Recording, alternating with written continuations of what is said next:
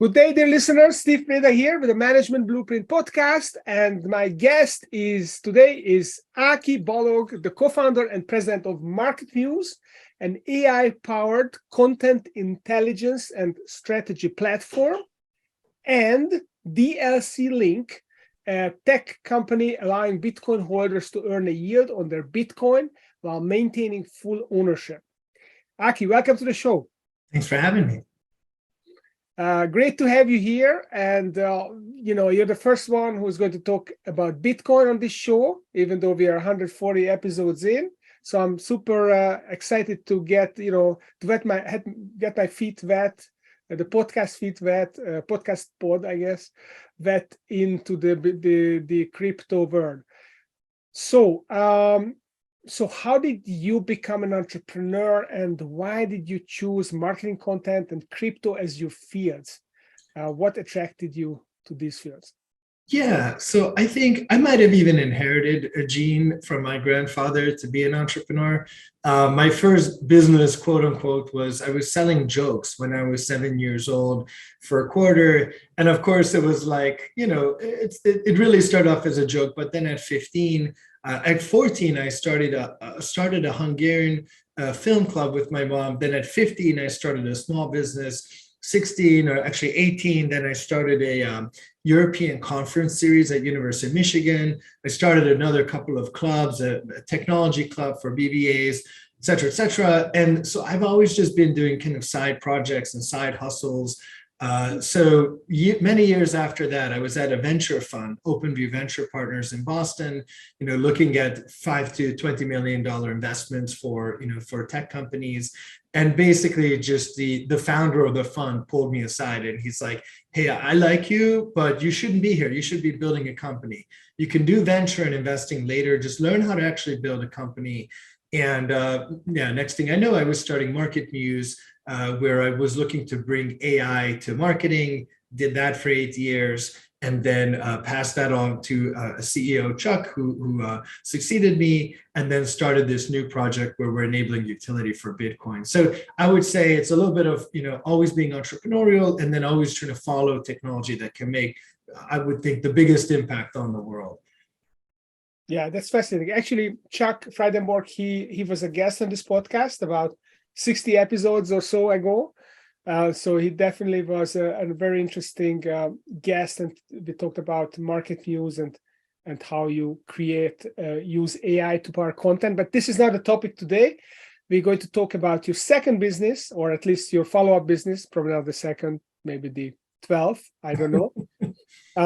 So why did you get interested in crypto? And what did you see in it that was kind of promising for you?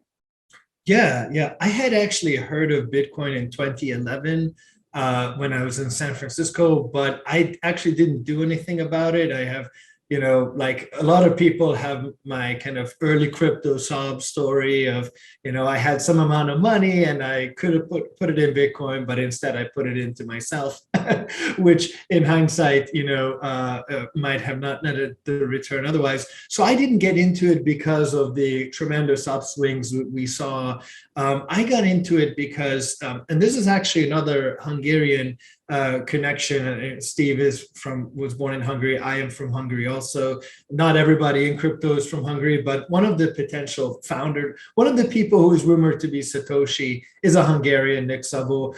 But that's not what it was. What actually was, I was leaving MarketMuse and looking at new projects, and I just got interested in the kind of crypto Web3. And I made an introduction for my friend Laszlo, who has a software development agency where they build crypto stuff. And they ended up winning the project to build the Chivo wallet for El Salvador, which is El Salvador's Bitcoin wallet. So about a couple months ago, their president Bukele made Bitcoin like legal tender in El Salvador, and they needed a wallet technology to actually hold the Bitcoin. And so these Hungarian guys went and built it. There was actually a first wallet that didn't work, and then they built the second wallet and it worked great.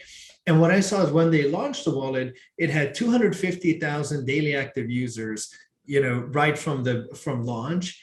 And over a couple of, I guess, a month or two, it got up to 4 million registrants, which is just also astonishing in that I think you have to have an El Salvadorian kind of citizen number or some sort of ID number to get the wallet. So anyway, a bunch of, a large part of the country adopted it. And the promise of it, just that one use case, was the ability to send digital currency or to send money from the US to El Salvador without having to pay Western Union. Because Western Union and kind of other payment firms take like a 10 to 15% cut of these global remittances, and 70% of El Salvadorians, get money from abroad because it's a small country. So we're talking like $400 million a year in fees saved by just sending digital currency. That one use case alone, drew me in, and seeing the actual usage drew me in. And then when I was in Bitcoin, then I learned about the other use cases. Its use as a store of value, and its use as cryptographic proof or reserve currency for the world, which I can get into. But just the fact that this is happening now on a global basis with so many millions of users and trillions of dollars in capital, to going into crypto, it's really it's the biggest thing going on right now in tech, in my view. Yeah, that's fascinating. I really like that you talk about these traditional uses of Bitcoin and don't get into the NFT world and Web3, because I can kind of relate to this idea of having a reserve currency that is independent of governments, and it can be a store of value. It's like gold used to be, but I don't really get the other kind of spin-offs of the crypto world, which kind of a little bit harder for me to grasp. So can you kind of explain how this crypto world, what this crypto world looks like, and what are the fringes of it, and what is the kind of the core of it, and where do you see it's going to evolve going forward? Sure, I'll give it a try. It's a big topic because although it started with Bitcoin, and there are certain reasons for that, which I'll walk through more, but today crypto is just like a mix of everything from crowdfunding and the desire for people to invest into technology projects without being accredited investors, or without putting very large amounts of money at stake. So that's one part of it, is you can speculate on tokens, but they are liquid. So unlike another venture project, when you put some money in, you can also pull it out. So it's like trading. So you have crowdfunding, trading. You have the open source movement, which is behind Bitcoin and many projects. So kind of that pool, those communities. You have NFTs and all the questions they raise and what they can be used for. You have DAOs, which are decentralized governance systems, where people can who are maybe anonymous or pseudonymous can vote on things and allocate money and make investment decisions. So you really have like 7 or 8 things that have kind of collided in one. But the base of Bitcoin is censorship resistance. So it's the idea that your money should be, and your banking should be, quote unquote, permissionless. So instead of applying for a bank account in order to be able to store money, you should just be able to do it because you are a human being. You should just have the ability. So it's kind of banking the unbanked. It's global payments. It's a store of value similar to gold, where it can be an inflation hedge, where gold can be mined but cannot be printed by central governments. So if the government chooses to print a bunch of money and inflation goes up to 10, 20, or even as high as 80+% in some countries, you want to have a place where you can park your cash or your wealth, where it'll stay there. So those are some of the kind of the main forces behind Bitcoin originally, but it's really just picked up so much steam. And it's now kind of interesting where we are. We're definitely in an early stage still, because if we would say that Bitcoin was the first stage of crypto or Web3, and now we're whatever in the third stage. Right now, the biggest use case for crypto is buying other crypto. So a lot of the DeFi, the decentralized finance that's happening with crypto, is literally taking something and then swapping it or trading it or splitting it into different sub tokens, or it's pretty nuts. But those are, to kind of the earlier point that was made, that they're not necessarily, they don't all map to real world use cases just yet. I mean, tokens for more tokens doesn't make sense to even the people in the industry, but just when we see all the places where it can go, I think it can build a decentralized financial system of the future through all, by the time we're done with all of this. Interesting. And there are other currencies than Bitcoin. So I was always wondering, how much room there is for other currencies. The world is more like consolidating currencies. You got the Eurozone countries who consolidated all their currencies into the euro, and some countries adopt the US dollar. So there's a consolidation towards the US dollar. And you see currencies disappearing in the real world, traditional currencies, and then you have these cryptocurrencies which are then appearing and then multiplying. So why is there room for more currencies? How is it better to buy a new currency, invest in a new currency than an existing one? Can you enlighten me on this point? Yeah. I would say, and I forgot, one of the biggest benefits of Bitcoin is that it's decentralized, because it doesn't have a central project, there's no founder, and the Bitcoin miners are basically the ones kind of validating the transactions, and the decisions are made. Whatever a majority of miners, 51% of all miners kind of vote for, that's what happens. So that sets Bitcoin, aside from all of the other tokens, including Ethereum, which is a very large, project, but all of the other tokens have centralized teams. So there's a founding team, a named founder. So those are really more, to me, they represent investments in specific projects. So it's kind of like buying stocks. When you're buying into any of these, there are like over 20,000 tokens. At this point, all of them is like a company. And if you buy into Ethereum's value proposition, you buy their token, it's like owning a share of their system. So that's, to me, that's kind of the easy way to navigate it. And so the position of the kind of SEC right now is that Bitcoin is a commodity, or the closest to a commodity, and everything else is probably a security, and they're basically all individual companies. But that said, I don't see like an upper limit for how many tokens, because there's so many startups in the US, even the ones that are not in Web3 today. Presumably they could have tokens. Like at MarketMuse, we had a MarketMuse credit that you could buy for dollars.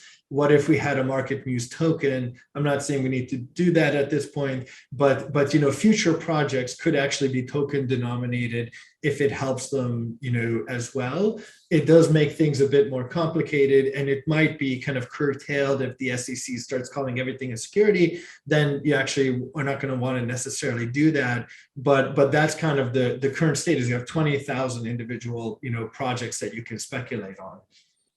Okay, now I get it. It's interesting. And what about Bitcoin? I mean, if the supply of Bitcoins is limited and the mining keeps slowing down, so there's fewer and fewer Bitcoin are being generated, but this is the commodity cryptocurrency and the demand is increasing, then is this a good thing, or is it kind of a bottleneck, because the US dollar is growing with the need for the growth of the economy, the money supply needs, and then the US government prints more money, and that makes the currency stable in a roundabout way. What's going to happen to crypto? Is it just going to keep going up and then crashes? Is this a good thing that it is, even though it's unstable, it's at least growing? Or it would be better if it was more stable and perhaps the supply of it could increase with the economy? Yeah, I mean, from a usage standpoint and a planning standpoint, it would be better if it was stable, or, more similar to the dollar, in the sense of, these large up and down swings.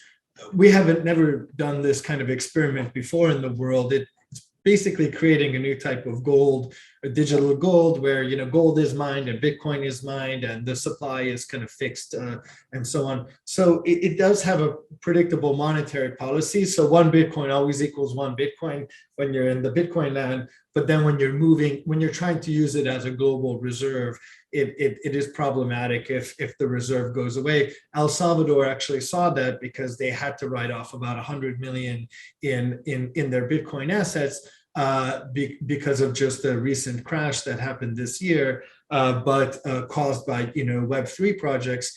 But then actually China swooped in, gave them some more money, and now the president, went on Twitter, I think a week ago, and said, from now on, we're going to buy one Bitcoin every day going forward, I guess forever, I don't know. So the idea of having a reserve is really, I think it's really cool. It encourages savings. Especially in the US, there's a lot of just kind of spending and putting on credit cards.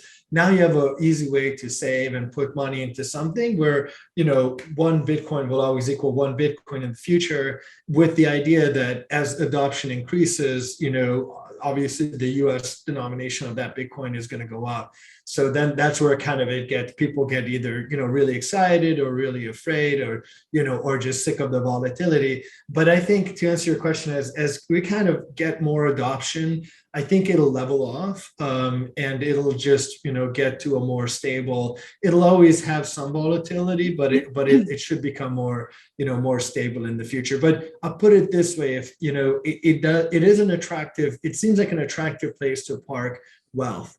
If you have extra money that you don't need to use right now and you want to put it away for the future, but you may not want to put it in stocks and bonds, maybe they don't pay more than inflation or whatever, maybe they do, but it's very minor, then putting this in a place where it just literally cannot be taken away from you, that has some interesting, benefits. It's one that I would recommend to friends and family and so on. Yeah. That's interesting.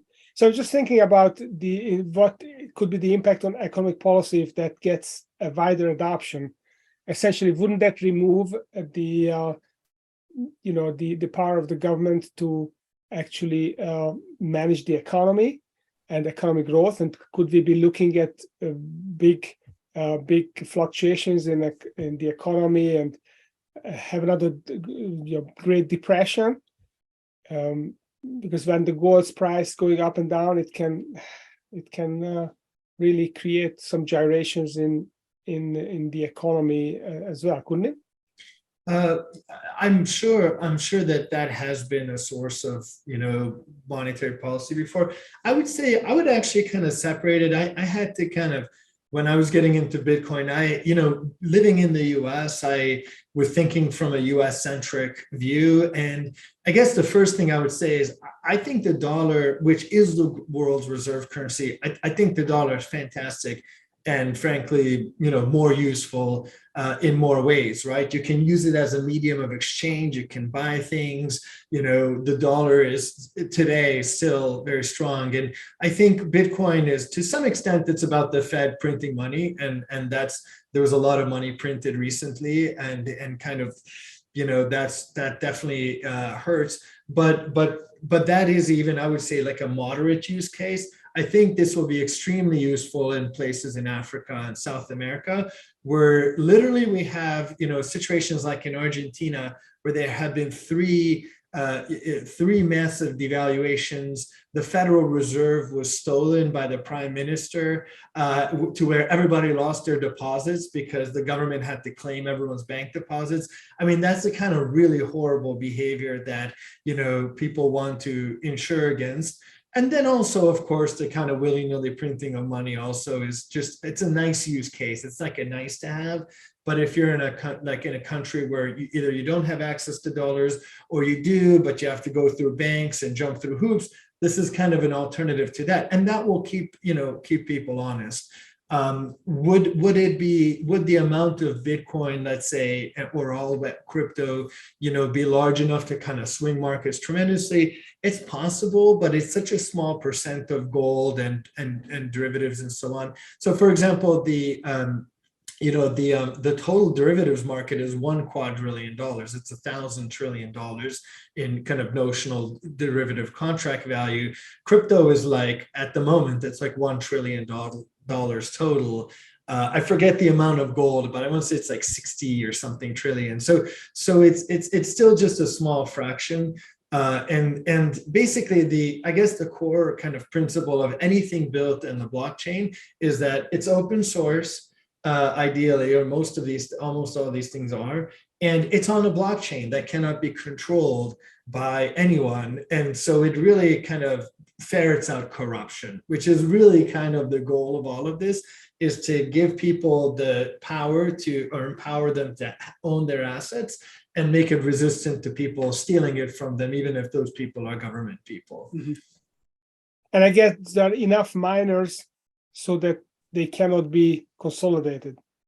Yes, there are consolidated entities, but the vast majority of them are mining pools, where basically the biggest miners in Bitcoin, by and large, are pools of people who have kind of put their machines together into a large pool. So yeah, basically mining is very, very decentralized, to the point where, I think there is one miner that owns like 20% of the hash rate, and I could be totally wrong on that, because I think of Marathon, and they actually just do kind of contracts with other companies. So basically the only way to mine that much hash rate is going to be very hard to collude or to create collusion. So yeah, I think for Bitcoin it's much harder to do that, and these miners are in all these different countries and you can't find them and whatever. I think for some of the other projects that's maybe a bigger risk. For Ethereum, is people have pointed to 50% of whatever Ethereum servers are in the US, and if the US passes a law on US based servers, then they could control that. But even so, I mean, these systems are so much more decentralized and so much more modular and so much more kind of auditable than anything that has existed in finance so far, that if we go from 98% perfect and there's 2% still options for collusion or something, we're still 98% ahead, which when it comes to trillions of dollars, it makes a big deal. And that's why banks and governments are taking this very seriously now. Love it. So your new company, or maybe not so new anymore, DLC.link, actually helps people make a yield on their Bitcoin. So how do you do that? How is Bitcoin lending a thing? How can someone make a yield? It is. And so basically the part of the biggest use case we're solving, there's a number of use cases, but the biggest use case we're solving is, great, I hold Bitcoin, but while I'm waiting 20 years to retire or whatever, whenever I might need those funds, can I earn something with this? Because it's just, there's an opportunity cost, and Bitcoin doesn't itself generate a yield. So you cannot, unlike a company, when you buy company shares, you're buying into the future profits of that company. With Bitcoin, you just hold some number of it and then it's there. So what people can do is they can use the Bitcoin, think of it again as gold, as collateral, and take a loan in another token or in dollars. Let's use dollar. Let's say gold in dollars to make it simple. So you put up some gold because you have a lot of gold, and now you take some dollars against it, and you take those dollars and you invest it into the stock market or whatever you want. You earn a return, and as long as the price of gold doesn't plummet, you're earning a return while you're holding. It's also not the taxable event because you're taking a loan. So basically, while people are holding these tokens, Bitcoin included, they should be able to, do this. However, the problem we're solving is, and that's an existing market, by the way, there's like just one platform. I was looking at it, even in this, right now we're in a crypto winter, everything has crashed tremendously, but there's like $6 billion in one lending platform called Aave, and there's a bunch of other ones too. So there are a lot of lending platforms because this is a common use case. So that's great. But the problem we're solving is, when it comes to Bitcoin, when you want to take a loan, you take this decentralized money and you have to send it to a custodian, a third party, to hold it, because Bitcoin is not interoperable with any of the other chains. basically the other chains came later, Ethereum came later. A lot of the tokens are kind of built on Ethereum. So think of just Bitcoin and Ethereum to make it simple. You cannot use Bitcoin and Ethereum. They can't talk to each other. So the technology we're building is basically it's an invention by a Bitcoiner. It basically the guy who co-created the Lightning Network, which is a big network on top of Bitcoin. That guy's at MIT, and he created the technology called discrete log contracts that we're commercializing. And basically, what our platform lets you do is instead of taking that Bitcoin, sending it to a third-party custodian, and then having that custodian kind of lend on your behalf, we're letting you lock it in your wallet and take the contract right from your wallet. So you actually don't have to send your Bitcoin anywhere. I could take a loan, I could take my Bitcoin, lock it in my wallet, accept the terms and conditions, take a loan on it, do things with that loan. And if I pay the loan back, the Bitcoin is unlocked. And if I default, then the Bitcoin is automatically swept to the lender's side. And this is just like a regular lender, except there are no humans involved anywhere. It is all smart contracts because the lending platform operates through smart contracts. It gets the price through other smart contracts called oracles. It's a completely bankless, decentralized system. And so we're basically today, the only way to do this is to have one custodian involved where you send the Bitcoin. And we have had 3 major custodians fail this year. I think over $100 billion was lost this year from the failures of Celsius, which is a lender, Voyager, which is an exchange, Terra Luna, which was like a token and a bunch of affiliated businesses, and now FTX, which is a custodian and a bunch of other businesses, and Alameda, their sister kind of trading firm. So you had like 5 really big companies blow up, and then it has all these follow-on effects. And so, basically, if one of the biggest kind of custodians blew up, you don't know if the others might. So why take your decentralized Bitcoin and send it to someone who might frankly lose it or be irresponsible with it? So that's why we're enabling lending from the wallet directly. And the wallet, is it on the blockchain as well? Yes. So your Bitcoin is, your Bitcoin's on the blockchain. The escrow contract you move it into is on the Bitcoin blockchain. And when it moves back, it's on the Bitcoin blockchain. So it never leaves the Bitcoin blockchain, never leaves your possession at any point in time. So that's a future we're building with this platform. Wow. So that's pretty significant, it sounds like, because you're enabling people to use the Bitcoins as collateral in a safe way without having to run counterparty risk on the institutions that handle it. Yes. And then essentially the Bitcoin holder completely controls they don't completely control it, I guess, but they do control it through the smart contracts to the degree that the contract allows them to control it, I guess. The user makes a decision on which lender to trust.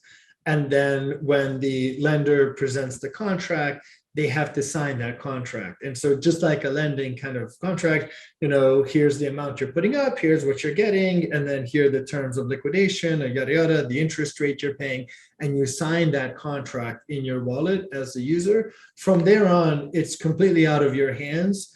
It is just controlled by smart contracts on the lender side and on Ethereum and on whatever technologies they use and whatever. All of that is from there on fully decentralized. But the smart contracts, I suppose, are still subject to the laws of the country and the decisions of judges, right? I don't know, because those are smart contracts that run on a blockchain. So once you put these, contracts on the blockchain, they're just there. And so, they can't be changed. The only way they could be changed is if the entire, Ethereum 51% of the community changes them, or they are forced to.